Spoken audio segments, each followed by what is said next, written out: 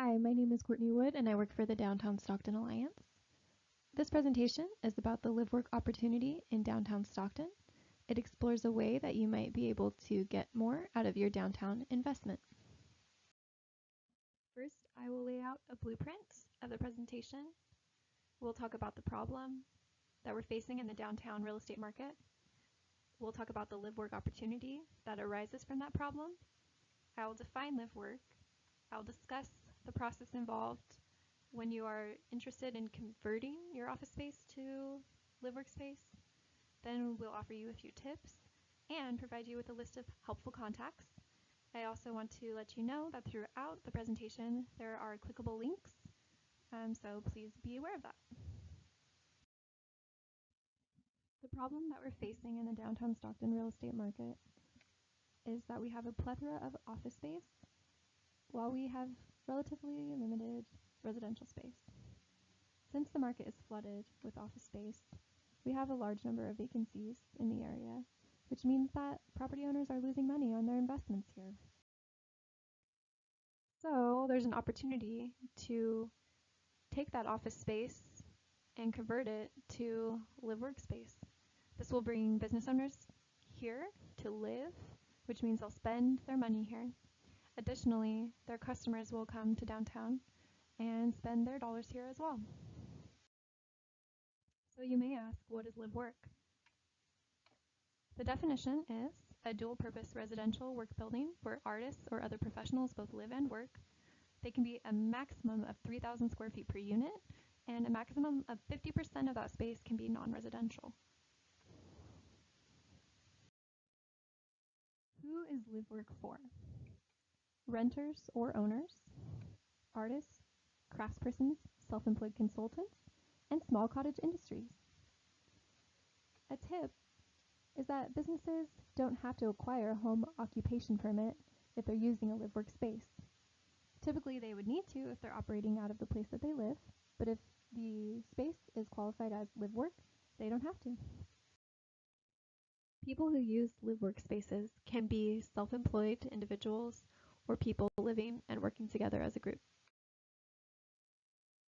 People who are working together in a group can have shared workspace and equipment related to their work, or there can be individually owned equipment inside each person's private living area. Where is live work approved? It's allowed in the following zones: commercial office, commercial neighborhood, commercial general, and commercial downtown. Here's a map.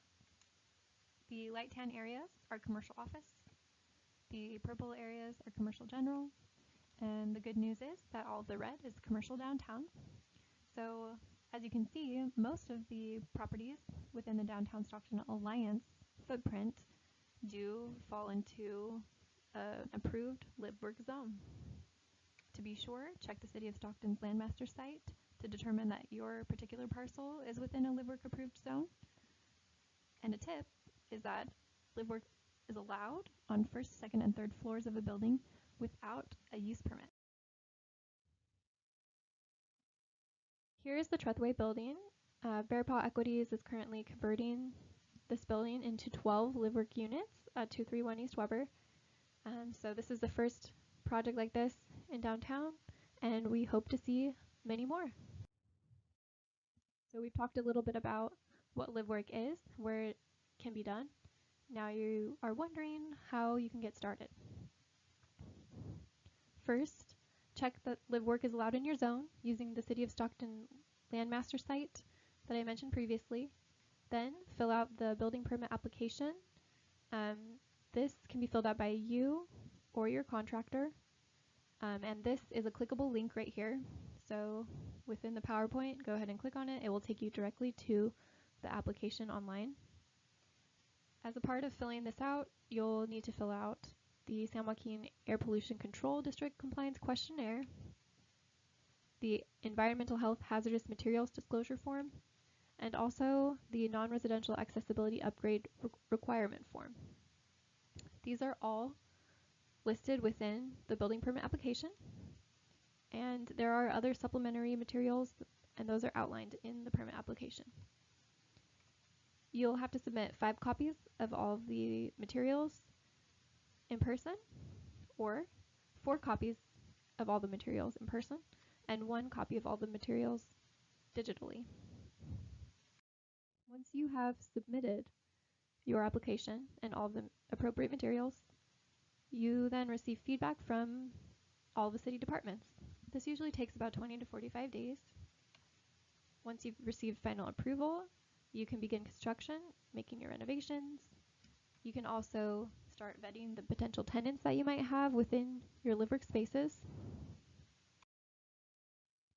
Then you'll pass the final inspection and begin leasing to your tenants.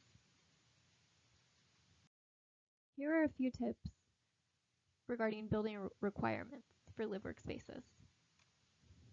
First, live workspaces have to abide by the 2016 California Building Code, Section 419 and Section 420. Additionally, they have to abide by the California Plumbing Code Table 422.1. Now we have a few tips from the city's plan checker regarding live workspaces specifically. So no more than 5 non-residential workers are allowed in the workspace at one time.